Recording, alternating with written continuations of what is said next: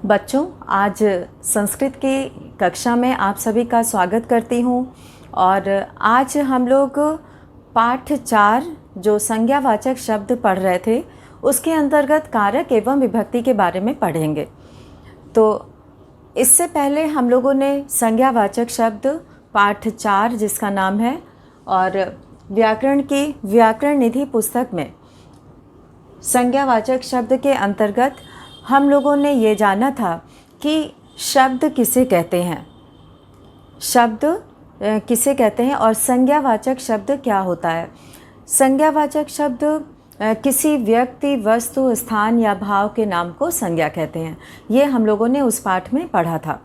और इसके बाद हम लोगों ने 3 लिंग और 3 वचन होते हैं। संज्ञा में जो है वो पुल्लिंग, स्त्रीलिंग और नपुंसक लिंग के शब्द होते हैं 3 लिंगों में।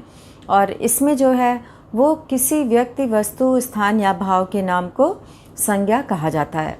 और हम लोगों ने इसमें देखा था कि 3 पुरुष होते हैं, प्रथम पुरुष, मध्यम पुरुष, उत्तम पुरुष, और 3 वचन होते हैं संस्कृत में, एक वचन, द्विवचन और बहुवचन। तो हम लोग इसके आगे बढ़ते हैं और आज हम लोग शुरू करेंगे कारक एवं विभक्ति। कारक और विभक्ति और कारक चिन्ह, इसके बारे में हम लोगों ने इससे पहले वाले वीडियो में पढ़ा था, और जिसमें कर्ता कारक, प्रथमा विभक्ति और कारक चिन्ह इसका कर्ता ने होता है। कर्म को करण से, संप्रदान के द्वारा, अपादान से, संप्रदान के लिए, अपादान से, संबंध का के की और अधिकरण में पर, और संबोधन भो, हे, ये शब्द जो है वो संबोधन में प्रयोग किए जाते हैं। तो ये हम लोगों ने कारक और कारक चिन्ह, और कर्ता कारक के लिए प्रथमा विभक्ति का प्रयोग होता है, कर्म कारक के लिए द्वितीया विभक्ति का प्रयोग होता है, और करण कारक के लिए तृतीया विभक्ति, संप्रदान के लिए चतुर्थी, अपादान के लिए पंचमी, और संबंध के लिए षष्ठी, और अधिकरण के लिए सप्तमी, और संबोधन को लेकर पूरे 8 होते हैं। संबंध को और संबोधन को कारक के अंतर्गत, विभक्ति के अंतर्गत नहीं माना जाता है, क्योंकि संबंध कारक जो है वो एक संज्ञा या सर्वनाम शब्द का दूसरे संज्ञा शब्द से संबंध को बताता है। तो इस तरह से उसका क्रिया के साथ साक्षात संबंध नहीं होता है। तो यहाँ पर जो है कारक जो है वो जिसका क्रिया के साथ साक्षात संबंध हो तो वो कारक कहलाते हैं। और विभक्ति जो है वो जो मूल शब्द होते हैं, शब्द में जब प्रत्यय लग जाते हैं तो उसका रूप बदल जाता है और वह पद कहलाता है। जैसे कि बालक शब्द है, बालक शब्द है, बालक शब्द में जब हम प्रथमा विभक्ति एक वचन का प्रत्यय लगाते हैं तो यह बन जाता है बालकः। तो इसका रूप बदल जाता है और ये पद कहलाता है, और संस्कृत में पद का ही प्रयोग वाक्य में किया जाता है। तो इस तरह से जो शब्द में विभक्ति लगने से वह पद कहलाता है और उसका रूप परिवर्तन हो जाता है। तो शब्द रूप में सुप प्रत्यय लगते हैं, सु और जस, ये प्रत्यय जो है वो सभी विभक्ति में लगते हैं, जिससे कि उसका रूप बदलता है। तो बालकः, बालकौ, बालकाः, फिर द्वितीय विभक्ति में बालकम हो जाता है। तो इस तरह से इसका रूप बदलता जाता है। कहीं बालकस्य होता है, कहीं बालके होता है, कहीं बालकाभ्याम हो जाता है। तो एक वचन, द्विवचन और बहुवचन में प्रत्यय के अलग अलग प्रयोग होने से उसका रूप भी अलग अलग बनता है। तो हम लोग सबसे पहले यहाँ पर कारक चिन्ह के बारे में हम लोग पढ़ चुके हैं, और विभक्ति जो है वो कारक के अनुसार ही जो है विभक्ति चलती है, प्रथमा, द्वितीया, तृतीया, चतुर्थी, पंचमी, षष्ठी, सप्तमी और संबोधन। संबोधन में प्रथमा विभक्ति का प्रयोग होता है और इसमें एक वचन का रूप केवल बदलता है। ये जब हम लोग संबोधन के बारे में पढ़ेंगे तो उसमें जानेंगे। तो सबसे पहले हम लोग शुरू करते हैं कारक एवं विभक्ति के अंतर्गत कर्ता कारक। तो सबसे पहले हम लोग कर्ता कारक के शब्द रूप को देखेंगे। और उसमें उदाहरण के माध्यम से उसको समझेंगे।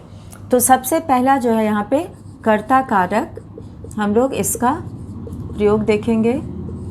कर्ता कारक, क्रिया के व्यापार का फल जिस पर पड़ता है वह कर्ता कहलाता है। क्रिया के व्यापार का फल जिस पर पड़ता है उसे कर्ता कहते हैं, और कर्ता के लिए जिस कारक का प्रयोग होता है वह कर्ता कारक कहलाता है। और इसमें जो है वो एक वचन, द्विवचन और बहुवचन, ये तीनों वचनों में रूप बनते हैं। और इसमें सबसे पहले हम लोग देखते हैं कि एक वचन में कर्ता कारक, इसमें हम लोग एक उदाहरण के माध्यम से इसे समझेंगे। और इसमें पुल्लिंग, स्त्रीलिंग और नपुंसक लिंग के शब्दों का रूप बनता है। तो सबसे पहले हम लोग देखेंगे कर्ता कारक, यानी कि क्रिया के व्यापार का फल। जो कर्ता जो कार्य करता है वो जो है उस कार्य को करने वाला कर्ता कहलाता है। तो इसमें जो है जैसे कि बालकः पठति, उदाहरण से हम लोग इसे समझेंगे। बालकः पठति, अब यहाँ पर हम लोग, ये तो बहुत ही साधारण वाक्य हो गया, इसमें हम लोग कर्म का भी प्रयोग करेंगे। तो बालकः पुस्तकं पठति, ये एक साधारण वाक्य है जिससे कि कर्ता कारक को समझने में हमें सहायता मिलेगी। तो बालकः पुस्तकं पठति, तो पुस्तकं पठति ये वाक्य है। और इसमें बालक पुस्तक पढ़ता है, बालक पुस्तक पढ़ता है। तो यहाँ पे बालक क्या कार्य कर रहा है? पढ़ने का कार्य कर रहा है। बालक पढ़ने का कार्य कर रहा है। तो यहाँ पे और वह क्या कार्य कर रहा है? पुस्तक पढ़ रहा है। और ये पढ़ने का कार्य कौन कर रहा है? बालक कर रहा है, लड़का कर रहा है। तो ये जो है ये कर्ता हो गया, इसमें कर्ता कारक है, ये कर्ता कारक शब्द है, ये संज्ञावाचक शब्द है कर्ता कारक, और ये जो है ये क्रिया है, ये क्रियापद है। तो क्रिया का फल जो है वो कर्ता पे पड़ रहा है। पढ़ने की क्रिया कौन कर रहा है? बालक कर रहा है, कर्ता। तो कार्य को करने वाला कर्ता कहलाता है। जैसे कि हम पढ़ा रहे हैं तो पढ़ाने का काम हम कर रहे हैं, तो यहाँ पे हम जो है वो कर्ता है और पढ़ाना जो है वो क्रिया है। तो क्रिया का फल जो है वो हम पर पड़ रहा है, यानी कि उस क्रिया को करने वाले हम हैं, तो हम कर्ता हुए। तो पढ़ने की क्रिया कौन कर रहा है? बालक कर रहा है। तो यहाँ पे बालक जो है वो कर्ता कारक का उदाहरण है। ये प्रथमा विभक्ति एक वचन में इसका प्रयोग होता है। तो कर्ता कारक ये सबसे पहला कारक है, और कर्ता कारक में प्रथमा विभक्ति होती है। तो प्रथमा विभक्ति में जो है वो कर्ता कारक होता है, और इसमें प्रथमा विभक्ति के प्रत्यय लगते हैं, और जिससे कि ये रूप बनता है बालकः, बालकौ, बालका।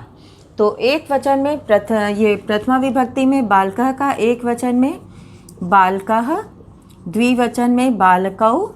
यहाँ पे हम वचन नहीं लिख रहे हैं, लेकिन ये वचन का क्रम यही होता है हमेशा। कहीं भी किसी भी पुस्तक में वचन जो है सबसे पहले एक वचन आता है, फिर द्विवचन आता है, फिर बहुवचन में यहाँ पे बालकाः शब्द बनेगा। और जिस वचन का कर्ता होता है क्रिया भी उसी वचन की लगाई जाती है। जैसे कि यहाँ पे बालकः पठति, पठति जो है वो प्रथम पुरुष का कर्ता है, क्रिया है। तो यहाँ पे बालकः एक वचन है, इसीलिए यहाँ पे प्रथम पुरुष की क्रिया एक वचन का प्रयोग किया गया है धातु रूप। इसमें पठ मूल धातु है, और उसमें जो है वो प्रथम पुरुष एक वचन में पठति रूप बना है। तो धातु रूप में तिंग प्रत्यय लगते हैं और शब्द रूप में सुप प्रत्यय लगाए जाते हैं। तो ये जो है वो यहाँ पे एक वचन का कर्ता, एक वचन की क्रिया है, और पुस्तकम शब्द यही रहेगा। और स्त्रीलिंग में भी जैसे कि हम लोग प्रयोग करेंगे बालिका, बालिका पुस्तकम पठति। तो यहाँ पे बालिका के साथ भी पठति क्रिया का ही प्रयोग होगा, बालिका के साथ भी पठति क्रिया का ही प्रयोग करेंगे, क्योंकि क्रिया जो है वो दोनों लिंगों में एक समान ही रहती है, लिंग के अनुसार क्रिया नहीं बदलती है। यहाँ पे बालिका की जगह पे अगर हम स्त्रीलिंग का प्रयोग करें, बालिका पुस्तकम, यहाँ पे क्रिया हम पठति का ही प्रयोग करेंगे। तो इस तरह से कर्ता कारक का प्रयोग जो है, प्रथमा विभक्ति का प्रयोग यहाँ पे प्रथम पुरुष के जो है वो संज्ञा या सर्वनाम के साथ किया जाता है। तो प्रथम पुरुष का ये एक वचन का रूप है। यहाँ पे बालिका एक वचन है, बालिका एक वचन है, एक लड़का एक लड़की, और पुस्तकम इसमें जो है वो द्वितीय विभक्ति का प्रयोग है, कर्म कारक का प्रयोग है। क्योंकि बालक जो क्रिया करता है, क्रिया के फल जो है वो पुस्तक पे पढ़ रहा है, तो यहाँ पे पुस्तक जो है वो कर्म है। तो यहाँ पे पुस्तकम ये कर्म कारक एक वचन का है, पुस्तकम पुस्तके पुस्तकानी रूप बनता है तीनों वचन में। तो बालकाः बालकौ बालकाः बना। और इसी तरह से प्रथमा विभक्ति में अगर बालिका है तो बालिका एक वचन में बनेगा बालिका, द्विवचन में बालिके, और बहुवचन में बनेगा बालिकाः। तो बालिकाः रूप इसका द्विवचन में बनेगा बालिका।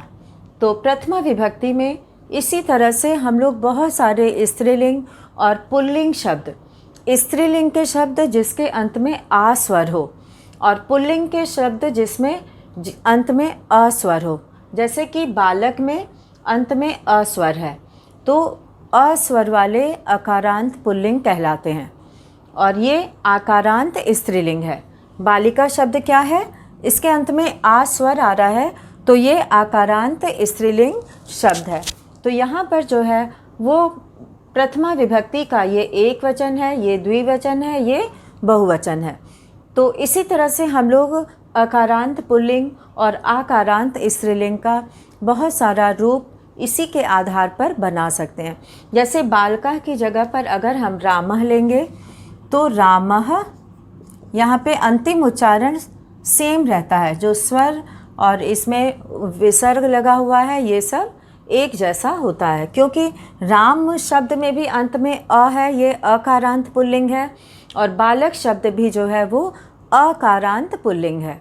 तो यहाँ पे रामः बालकः रामः, और बालकौ रामौ, बालकौ रामौ, और बालकाः रामाः, दोनों का उच्चारण एक जैसा होता है, बालकः रामः।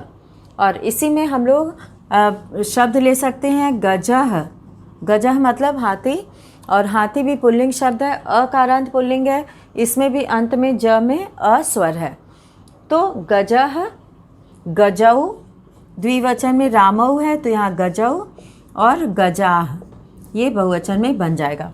और इसी तरह से बालिका, बालिके, बालिका है। और अगर हम यहाँ पे लता शब्द लेंगे तो इसमें अंत में आ है और लता में भी अंत में आ है, तो यहाँ पे रूप बन जाएगा लता शब्द से लता। यहाँ बालिके है तो यहाँ पे लते हो जाएगा, लता, लते, और बहुवचन में बन जाएगा लता। तो इस तरह से हम लोग और भी शब्द लेके, लता है रमा, रमे, रमाः, महिला, महिले, महिलाः, वृद्धा, वृद्धे, वृद्धाः, बहुत सारे आकारांत स्त्रीलिंग से हम लोग रूप बना सकते हैं। केवल एक रूप हमें अच्छे से आना चाहिए। तो इस तरह से प्रथमा विभक्ति का हम लोगों ने प्रयोग देखा कि कर्ता, क्रिया के व्यापार का फल जिस पर पड़ता है वो कर्ता कारक कहलाता है। और अब हम लोग देखेंगे दूसरा कर्म कारक। और कर्म कारक के अंतर्गत हम लोग देखेंगे कि किस तरह से कर्ता जो कार्य करता है, जो कर्म करता है, वह कर्म कारक कहलाता है। कर्ता जो है प्रमुख रूप से जिस कर्म को, यहाँ पे हम लोग कर्म कारक देखेंगे, कर्ता प्रमुख रूप से जिस कर्म को करता है उसे कर्म कारक कहते हैं। तो कर्म का अर्थ ही होता है कार्य, कर्म मतलब कार्य। तो कार्य के लिए जो कर्ता करता है, यानी कि जैसे कि हम पढ़ाने का कार्य कर रहे हैं तो हम कर्ता हैं। कर्ता जो कार्य कर रहा है, जैसे वो पढ़ने का काम कर रहा है, पुस्तक पढ़ रहा है, भोजन खा रहा है, तो ये सब जो है वो कर्म कारक में आता है। तो कर्ता के किए गए प्रमुख रूप से जो कार्य है वह कर्म कारक कहलाता है। जैसे कि मोहनः भोजनम खादति। मोहन भोजन खाता है, या मोहनः फलम खादति। यहाँ पे फलम भी कह सकते हैं। तो यहाँ पे लिख सकते हैं जैसे कि रमा फलम खादति। रमा फल खाती है, या पुस्तक पढ़ती है, या नृत्य करती है। तो इस तरह से मोहन भोजन खाता है। मोहन खाने का कार्य कर रहा है। और यहाँ पर जब हम जब प्रश्न करते हैं तो उसका जब उत्तर हमें मिलता है कि क्या खाता है, तो यहाँ पे भोजनम भोजन खाता है, और रमा क्या खाती है, फलम फल खाती है। तो जो उत्तर में शब्द आता है, वही जो पद आता है उत्तर में, वही कर्म कहलाता है। जैसे कि यहाँ पे मोहन खाता है, क्या खाता है, भोजनम भोजन खाता है। और यहाँ पे रमा खादति, रमा खाती है, क्या खाती है, फलम फल खाती है, फल को खाती है। तो कर्ता ने और कर्म का कारक चिन्ह होता है ने। यहाँ पे चिन्ह हो गया इसका ने, इसका चिन्ह है, कारक चिन्ह जो है ये ने है। तो इस तरह से कर्म कारक का कारक चिन्ह ने है। तो मोहन ने क्या खाया, भोजन। कर्ता ने कर्म को, यहाँ पे कर्म है तो को आएगा। कर्ता का कारक चिन्ह होता है, कर्ता का कारक चिन्ह होता है ने, और कर्म का कारक चिन्ह होता है को। तो यानी किसको खाया, भोजन को खाया।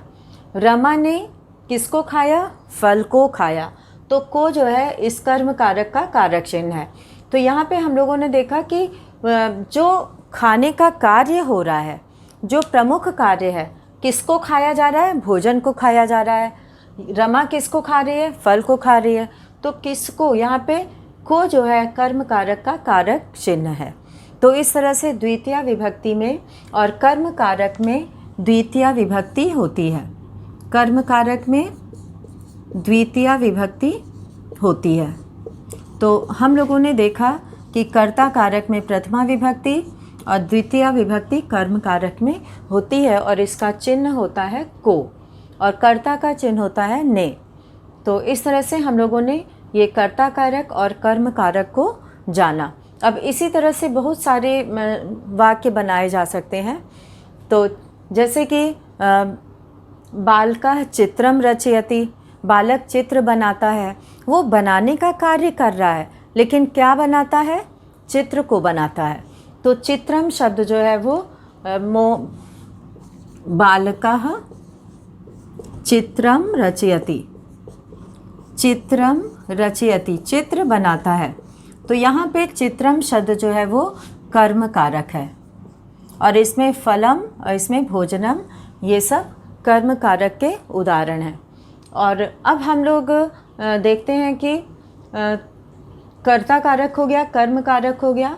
पहला कर्ता कारक था और दूसरा कर्म कारक था, और अब हम लोग तीसरा देखेंगे करण कारक।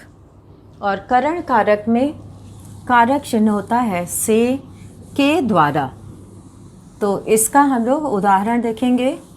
तीसरा तृतीया विभक्ति करण कारक। यहाँ पर हम लोग तीसरा देखेंगे तृतीया विभक्ति करण कारक। यहाँ पे हम लोग लिखेंगे, उसके बाद हम लोग तृतीया विभक्ति लिखेंगे। तो यहाँ पे सबसे पहले तीसरा हम लोग करण कारक पढ़ रहे हैं, और करण कारक में तृतीया विभक्ति होती है जिसका कारक चिन्ह होता है से, के द्वारा, और इसका कारक चिन्ह है चिन्ह, इसका कारक चिन्ह होता है से, के द्वारा। यहाँ पर करण कारक जो कार्य में सहायक होता है, जिससे हम अपना कार्य करते हैं, जो हमारे कार्य को पूरा करने में सहायता करता है। जैसे कि मोहन कलमेन लिखति। एक उदाहरण के द्वारा इसे समझेंगे। मोहनः कलमेन लिखति, कलम से लिखता है। मोहनः कलमेन लिखति। और लता बस यानेन गच्छति, लता बस यान से जाती है। तो यहाँ पे लिखने का जो कार्य है उसमें कलम सहायता कर रही है। कलम से, किससे लिखता है? कलम से लिखता है। तो मोहन जो है ये करता है, और ये जो है ये क्रिया है, क्रियापद है ये। और कलमेन, कलम से, यहाँ पे करण कारक का प्रयोग है। ये यहाँ पे तृतीया विभक्ति का प्रयोग है, करण कारक का शब्द है ये।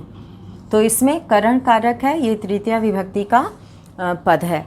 तो यहाँ पे हम लोग देख रहे हैं कि मोहन लिखने का कार्य कर रहा है और उसमें सहायता उसे मिल रही है, किससे? कलम से। तो कलम से लिखता है। और तृतीया विभक्ति का प्रयोग सह के योग में भी होता है।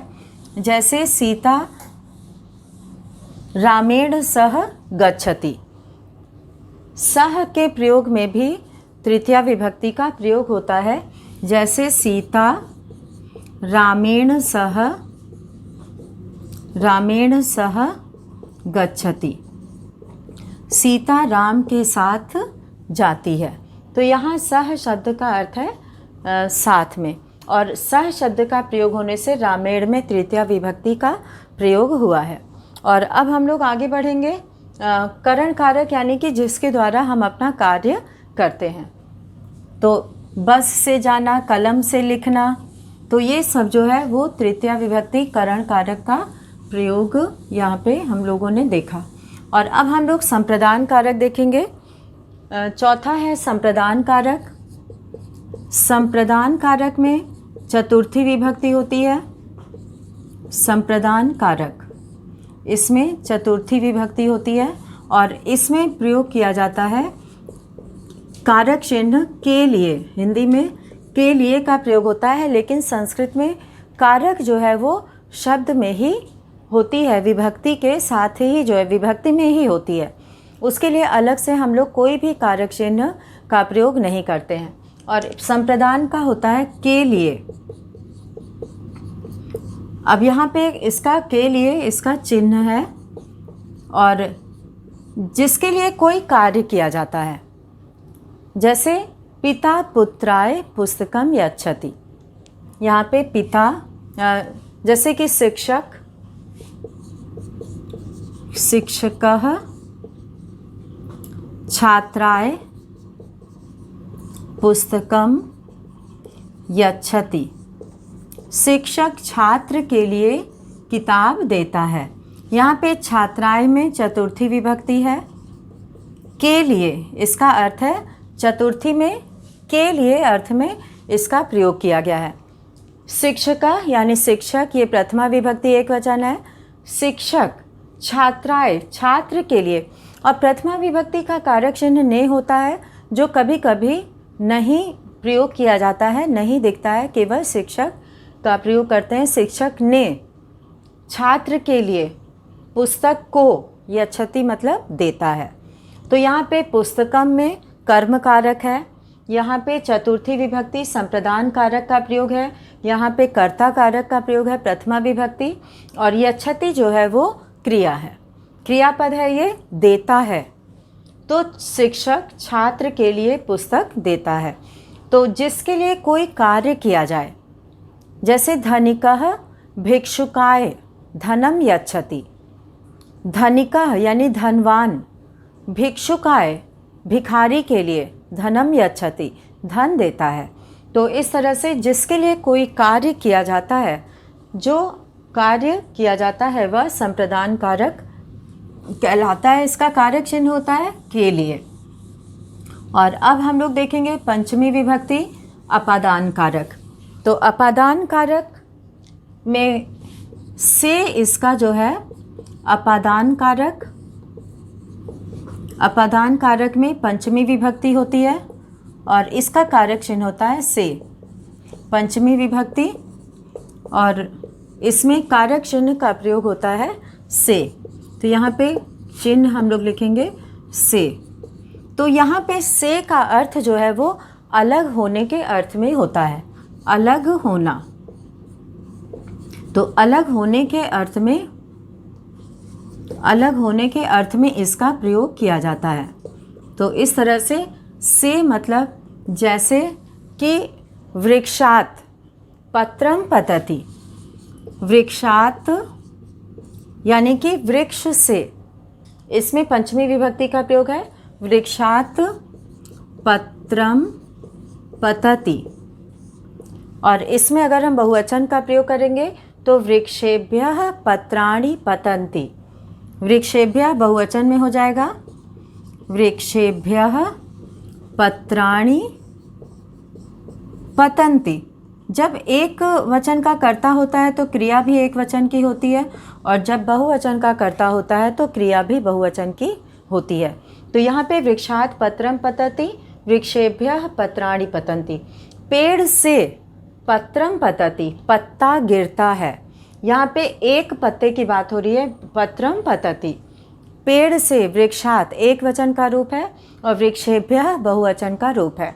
पेड़ों से पत्ते गिरते हैं, तो बहुत से पेड़, यहाँ वृक्षेभ्यः और पत्राणि पतन्ति। यहाँ पे पत्रम की जगह बहुवचन पत्राणि हो गया है, पतति की जगह पे पतन्ति हो गया है।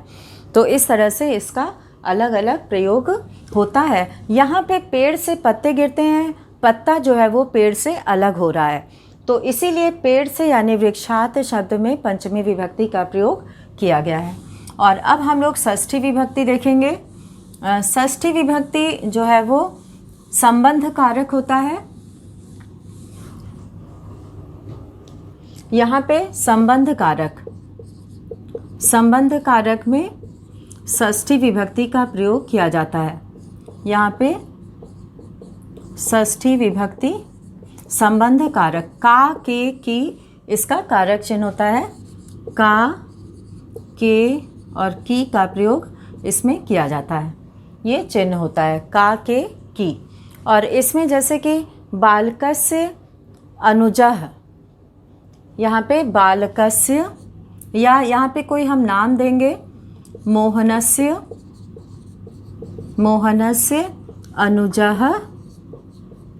अनुजः विद्यालयं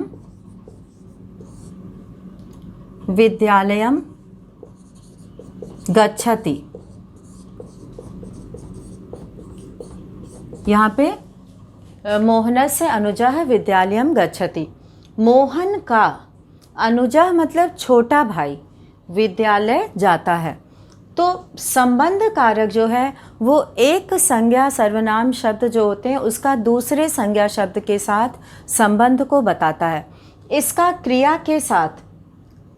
के साथ इसका साक्षात संबंध नहीं होता है। यहाँ मोहन का, मोहनस्य में यहाँ पे षष्ठी विभक्ति है और इसमें मोहन का अनुज मतलब छोटा भाई, तो इसका संबंध जो है वो इससे है।